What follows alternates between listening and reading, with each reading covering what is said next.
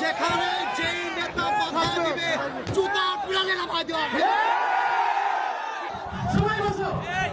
আমি কি কোনো দলের নাম বলেছিলাম, কাউকে গালি দিয়েছিলাম? দাঁড়ান দাঁড়ান দাঁড়ান, আমার ভূমিকার কথা শুরু হয়েছিল 3.5 হাত মাটির কবর দিয়ে। যুবক ভাড়া বলো, আমি এতগুলো আয়াত বললাম।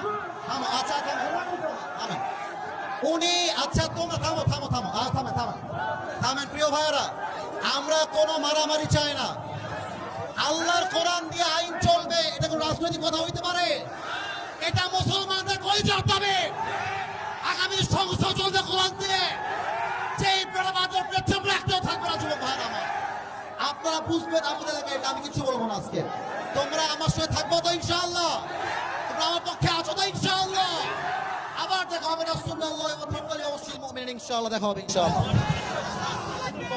দোয়া করে দেন, দোয়া করে দেন, দোয়া করে দেন।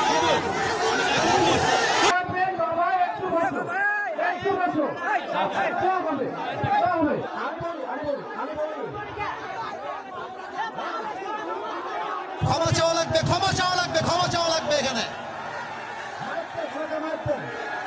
ক্ষমা চাওয়া আমি সামলাইতে পারবো না।